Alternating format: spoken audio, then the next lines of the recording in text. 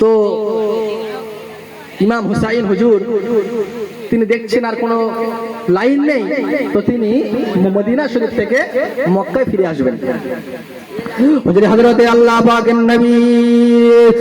পাকের নবীর কলিজা টুকরা মা ফাতেমাতুজ জোহরা আম্মা জানের কামলা জানের পুত্র সন্তান ইমাম হুসাইন মদিনা শরীফ থেকে মক্কা শরীফে যখন ফিরে আসবেন, ইমাম হুসাইন একটা বার জনাবে মুহাম্মদুর রাসূলুল্লাহ সাল্লাল্লাহু আলাইহি ওয়াসাল্লামের মাজারের কাছে হাজির হয়ে গেলেন।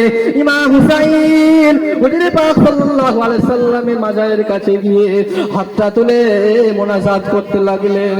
ও আমার নবী, ও আমার নানা জান, আপনার সাথে আমার আর মুলাকাত হবে না, আপনার সাথে আমার আর সাক্ষাৎ হবে না।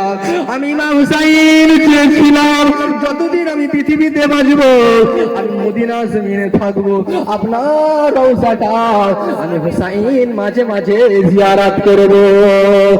আল্লাহ পাকের নবী, ও আমার নানা জান, না না না না, আমার বুঝি আর মদিনার জমিনে থাকা হবে না, আমি আজকে মদিনা জমিন ছেড়ে মক্কায় চলে যাব।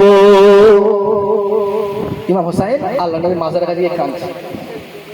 কোন ক্রমে এই খবরটা কুফায় পৌঁছে যায়। কুফায় এই খবরটা যখন পৌঁছে গেল কুফায়, তখন কুফার মানুষেরা ইমাম হুসাইনের কাছে পত্র লিখল, চিঠি লিখল যে আমরা আছি, আমরা এজিদের খেলাফতকে মানছি না, আমরা কুফার মানুষ আপনার খেলাফতকে মানবো, সুতরাং আমরা কুফার মানুষেরা আপনার খেলাফতকে মেনে নিলাম। একবার জোরে বলে সুবহানাল্লাহ।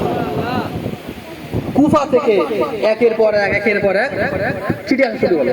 চিঠি একটা দুটো করে কম বেশি 150 চিঠি আসলো। ইমাম হুসাইন মনে একটু বল পেল যে না, এখনো মৌকা আছে, এখনো সময় আছে। ইমাম হুসাইন নিজের চাচাতো ভাই মুসলিম বিন আকিলকে পাঠিয়ে দিল। কোথায় পাঠিয়ে দিল? কুফায়। যাও তুমি কুফায় গিয়ে দেখে এসো কুফার হালাতটা কেমন। আল্লাহ পাকের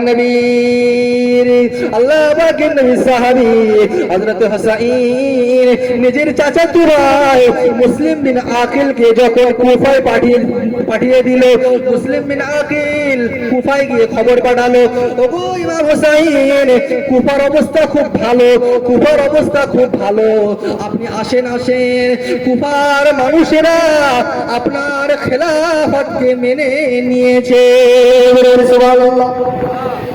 আপনি আসেন।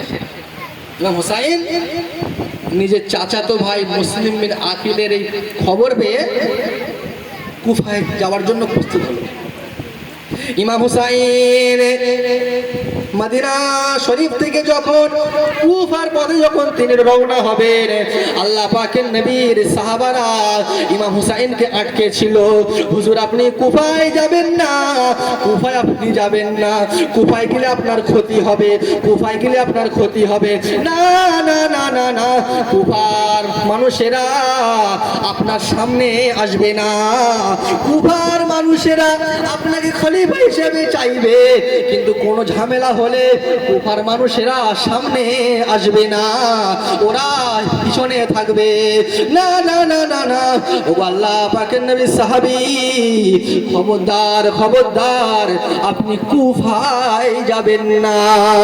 ইমাম হুসাইন বলেছিল, ও আল্লাহ পাকের নবী সাহাবারা, আমি ইমাম হুসাইন যতদিন থাকবো আমার চোখের সামনে একজন বেনামাজি, একজন খারাপ মানুষ মুসলিম জাহানের খলিফা হবে, আর আমার শরীরে মুহাম্মদুর রাসূলুল্লাহর খুন আছে, আমি ইমাম হুসাইন বেঁচে থাকতে এমন সিদ্ধান্ত কানে শুনতে পারবো না।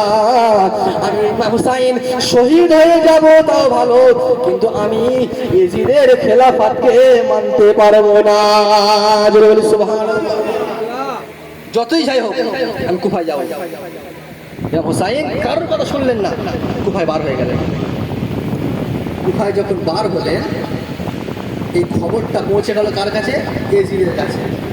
ইমাম হুসাইন আসছে, অবস্থা খারাপ আছে।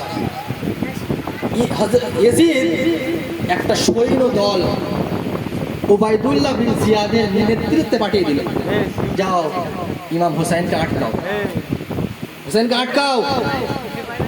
ভাইরা আমার, কিতাবের মধ্যে পাওয়া যায় উবাইদুল্লাহ বিন জিয়াদের নেতৃত্বে 1000 একটা দল ইমাম হুসাইন রাদিয়াল্লাহু আনহুর সামনে এসে গেল।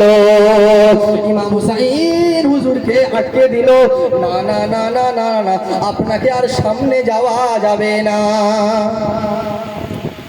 ইমাম হুসাইন বললেন, ভাই আপনারা কারা? তিনি ভাবলেন যে হয়তো এরা হয়তো কুফার লোক, আমাকে নিতে আসবে। বলছে, ভাই তোমরা কারা? বলছে, আমরা হলাম উবাইদুল্লাহ বিন জিয়াদের লোক, আমরা উবাইদুল্লাহ বিন জিয়াদের কাছে নিয়ে যেতে এসেছি, চলুন আপনি। ইমাম হুসাইন দেখলেন ওখানে যদি যাই আমার অসুবিধা আছে। উনি বললেন, ভাই এক কাজ করো, তোমরা 3টে অপশন দাও, তোমরা আমাকে মদিনায় ফিরে যেতে দাও, একটা অপশন, অন্যথায় আমাকে তোমরা শামের দিকে দাও, আমি শামের দিকে চলে যাচ্ছি, আমি সিরিয়ায় চলে যাচ্ছি, অন্যথায় তোমরা আমাকে ইয়াজিদের কাছে নিয়ে যাও, উবাইদুল্লাহ বিন জিয়াদের কাছে তোমরা নিয়ে যেও না।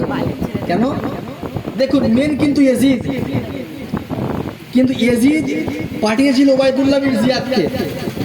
অনেক সময় কি হয়, যে নেতা হয় নেতার থেকে চামচা বেশি ঢ্যামনা হয়, না হয় না? নেতা ভালো, একটু মনে দয়া মায়া থাকে, আর ওর যারা চামচা হয় ওরা বেশি ঢ্যামনা হয়।